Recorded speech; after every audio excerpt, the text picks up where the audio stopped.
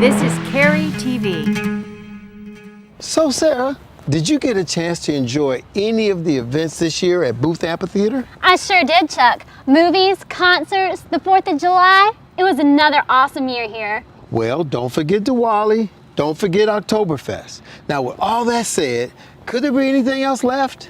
Well, it's funny you should ask, because we've got someone here to tell us more about what's going on. You're watching BUDTV, the monthly program that keeps you informed about what's going on in and around Cary Town government. This month on Bud, we'll talk to Taylor Traversari, the new general manager of Cary's Booth Amphitheatre. Then we'll take a look back at Cary History for a minute. Plus, we'll introduce you to Cary's new fire chief. And for all things green in Cary, Shrishna Guilford takes us there. Hi, and welcome to Bud TV.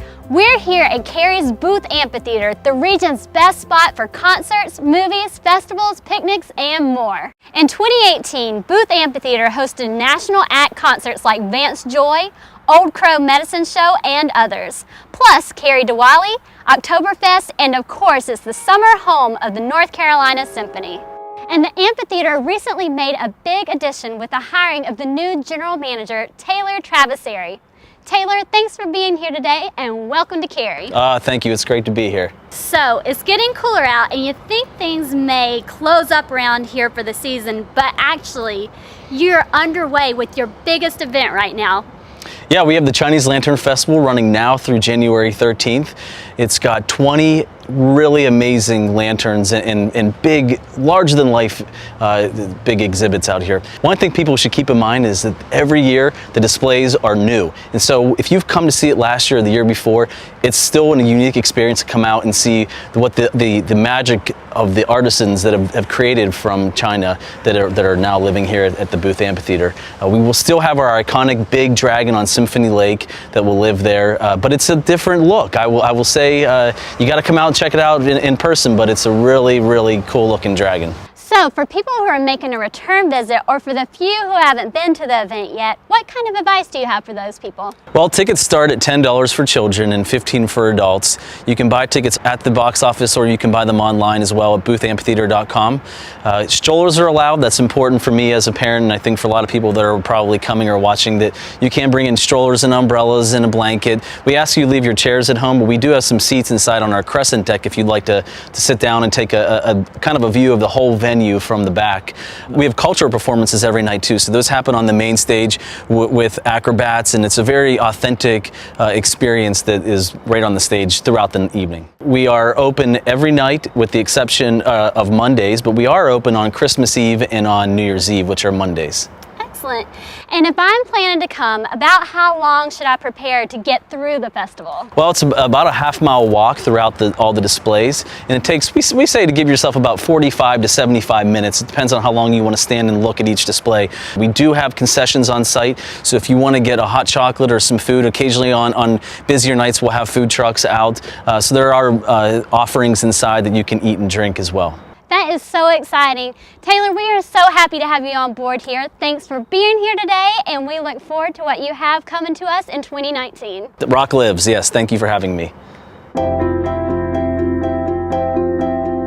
This is your Cary History Minute. Folks often think of the holidays as spending time with the family and unwinding before beginning the hustle and bustle of shopping. But some Cary natives remember a slower time and a few acts of kindness that define the holiday season. Charlotte Phelps, who grew up in a house on South Academy Street in the mid-1900s, recalled her father's actions one year to help a local family. "We went to this lady's house that lived on North Academy Street," she wrote. "Her husband was in prison for stealing food for the family. Her stove was out, and she had no way to cook. After my father fixed the stove, she wanted to know how much she owed him. He said nothing because he knew she didn't have any money.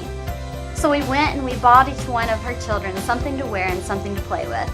Those little kids were so excited. They hid the toys under the bed because they were so afraid somebody was going to take them away from them. Not only that, but my dad bought her a ham and turkey and everything she needed to cook with. When we left, the tears were just streaming down her face.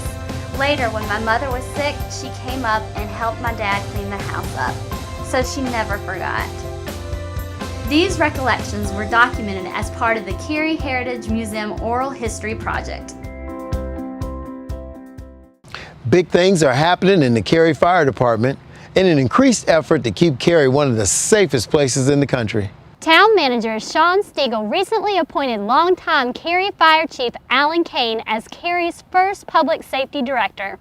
Kane has spent 38 years in the fire service and was promoted to Cary Fire Chief in 2003. To replace Kane, Stiegel has promoted Deputy Fire Chief Mike Cooper to the role of Fire Chief. A 31-year veteran of the fire service, Chief Cooper joined Cary in 2005 from the city of Raleigh. Stiegel made the public announcement at the groundbreaking for Cary Fire Station 9. With this change in creating the Office of Public Safety, we were able to promote Mike Cooper, who has been ready to be a fire chief for quite some time, so he brings a tremendous amount of experience to the job, and also too that youthful enthusiasm that you look for in helping to keep Cary great.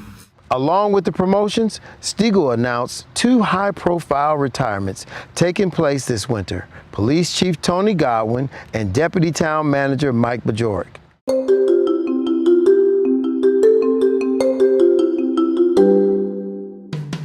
In the middle of winter, gardening may not be the first thing on your mind, but if you're already thinking spring, then it definitely should be, because our community garden applications are available online and ready for you to apply. Our Carpenter Park Community Garden is a communal, town-managed space that offers raised beds for individual rental, as well as public education beds for groups and volunteers. For the past 2 years, gardeners here have grown a bounty of diverse veggies, fruits, and flowers. Our garden beds are 4 feet wide by 12 feet long, and you can rent 2 for an entire garden year that runs March through February for just $33. The town will come on out and amend these beds and get them ready for your planting in March, and you bring all the tools, seeds, and seedlings to get growing through the year. Here's how to apply for your chance to rent. Between now and January 15th, fill out a plot rental application available online. Search Carpenter Park Community Garden at townofcary.org and submit your completed application to the town. Remember, all current renters must enter a new application for each year. The application period is open to Cary residents only and enters you into our lottery for a chance to rent a plot. We'll award all plots through the lottery at the close of the application period, and those selected will be notified via email, including garden orientation and payment information. Remaining applicants will be on a wait list. If you prefer to volunteer your time rather than commit to your own plot, then we've got lots of opportunities to get involved in our gardens and urban agricultural sites around town. You can join us to weed, water, and more on January 22nd as part of our Martin Luther King Jr. Day of Service. To find out more, visit townofcary.org/spruce. I'm Shrishna Guilford, and remember to carry it green.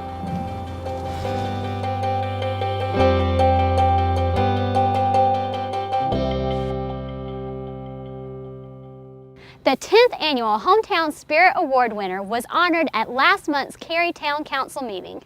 Mr. Cary High School himself, Guy Mendenhall. Guy Mendenhall is a distinguished Cary High School athlete, coach, and athletic administrator. Mendenhall is a member of the Cary High School Hall of Fame, and each year, the Guy Mendenhall Spirit Award is presented to a student or faculty member that exemplifies Mendenhall's love and involvement in Cary High School. I just feel very honored to have to do this, be able to accept this award, and the people that I have worked with at the high schools, different clubs and organizations that I have been associated with, and it was always a pleasure not knowing that this was going to come about it. But you do this because of the town of Cary. The Hometown Spirit Award recognizes a citizen who enhances the quality of life in Cary by preserving, promoting, and carrying out positive and quantifiable small town community values and traits. To find the full list of past winners and learn more about this year's winner, search Hometown Spirit Award at townofcary.org.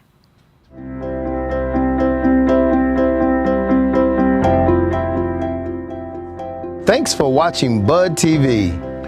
We want to leave you with something special we found along the way.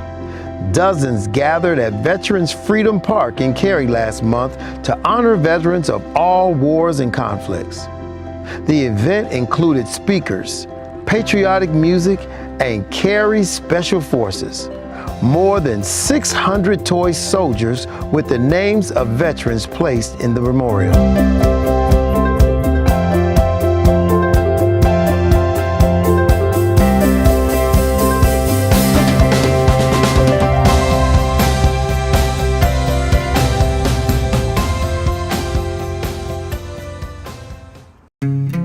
This is Cary TV.